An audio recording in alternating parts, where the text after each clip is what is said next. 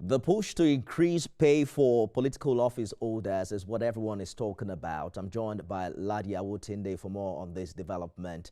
RMAFC is claiming that presidential pay is around 1.5 million naira per month, and the ministers earn less than a million naira, and that hasn't changed since 2008.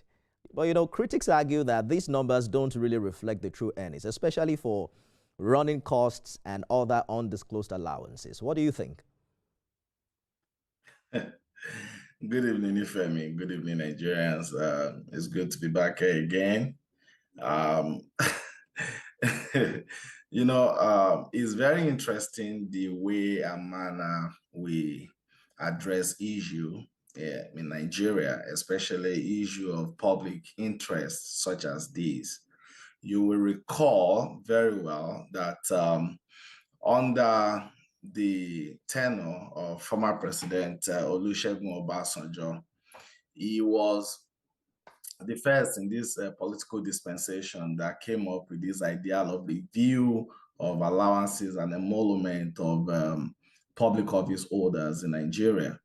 And then it was quite a lot of furore that came along with it because it was a review like has never been seen before.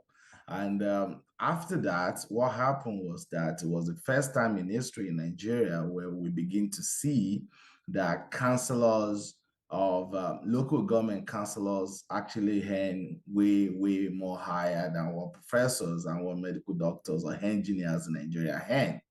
And that was quite a lot of resistance, but it stood. And you will recall the allowances that was also designed for people in National Assembly. And I think, if I remember very well, it was one of the reasons why some member of the House took against the former Speaker of the House, Honorable Patricia Lubumite, that time, and they took on quite a lot of things. We had issue of wardrobe allowances in millions and millions, and Nigeria, we had no choice, but we stood with it. And even despite the fact that people were not very comfortable with what they get, but it came to stay. And up to today, fast forward to today, and what we have right now, and we started getting complaints that president was placed on 1.5, minister had less than a million,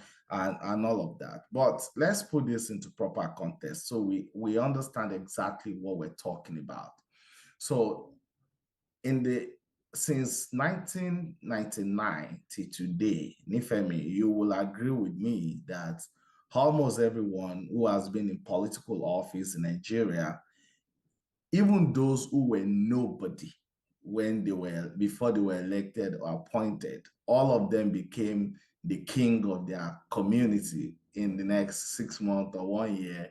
So when they say is 1.5 million for salary of the president, so what about those unspoken allowances that nobody talks about?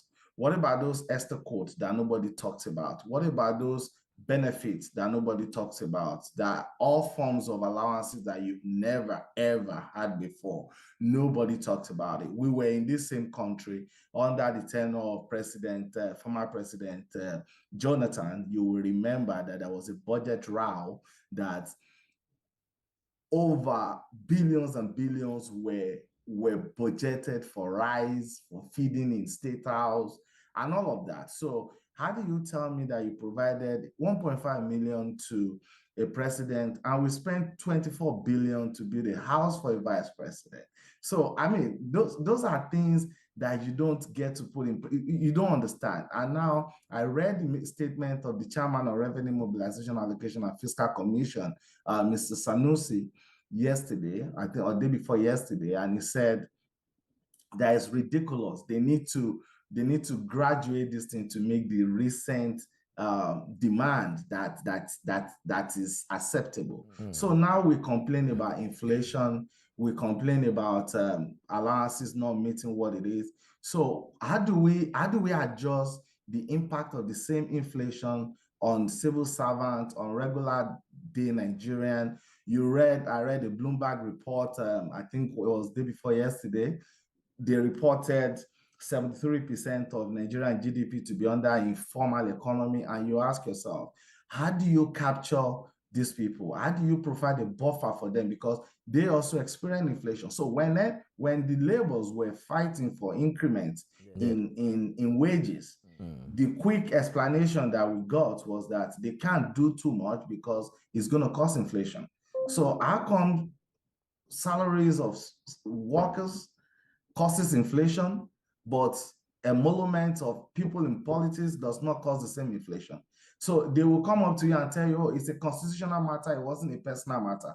So to guarantee that average Nigerian live a good life, isn't that a constitutional matter? That's a constitutional matter. So why are we not attending to that constitutional matters, and we're just focusing on these constitutional matters that benefit people in power? It's interesting the way you have put it, and that really resonates with quite a number of Nigerians, because just last year, a Kano senator claimed that his monthly take-home package was over 21 million naira. And I'm sure you heard the Senate saying that that's running cost for the office and not necessarily personal payment. The Nigeria Labour Congress, as we speak now, has also condemned the proposed review. In fact, they've called it insensitive and inequitable, cautioning that it could deepen poverty, inequality, and stir social unrest. Are we walking on eggshells here? Could this further agitate Nigerians against this administration? Well, I want to believe that this administration, they're smart enough to know what they should do and what they shouldn't do.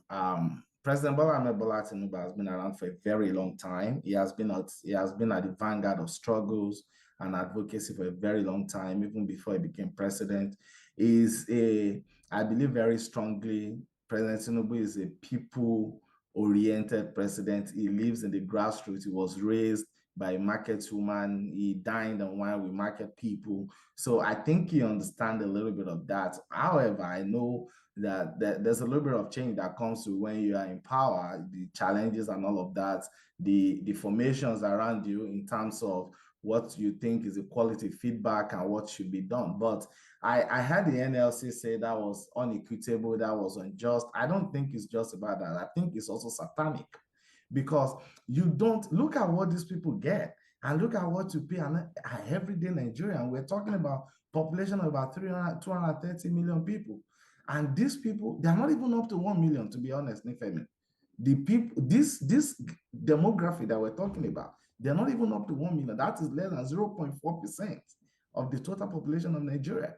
So everything, okay, so we're stabilizing the economy right now. So we need to acknowledge that the economy is being stabilized. Oil production is picking up every day, and we're praying that they can also tip to the target of 2 million barrels per day that they've set for themselves. Inflation is tipping down. We're still beyond 22%. We believe we can come sporadically down from that. We're still having poverty index is still very high. We're still contesting. We're in the bottom strong of the poorest country in the world. We're still contesting that there's a huge amount of infrastructure deficit. You will understand. So every time they tell you, oh, okay, we need to do so much, but we can't do too much because there's no money for it. We understand all that. So if you don't have money to fill those gaps in terms of the deficit that we see in infrastructure, the deficit we see in health sector, okay, Nifemi, I've lived in Lagos and I'm from Osun State. I can tell you that in Osun State, I doubt it today, because I know very well that about 2 years ago,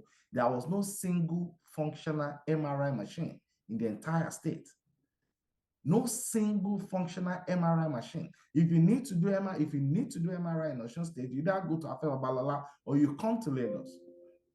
So it was really, really that bad. Okay. And now look at the deficit in gaps. Today, we have completely run out of time, right? So we probably will continue this conversation. I expect to get a feedback from a government official on this matter ASAP.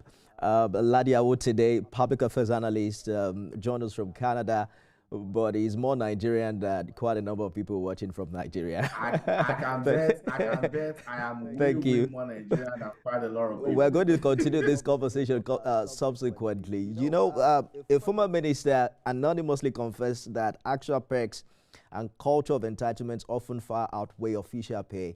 rendering many of these salaries symbolic at their best. So we're open to see former salary reviews that matter when perks, influence trading, and discretionary funds constitute real wealth. We're looking forward to see how this match up and how government is going to respond. Thank you, everyone, for being a part of it. Remember that you can watch it again at midnight and 6 a.m. tomorrow. I am Nifemi Oguntoye.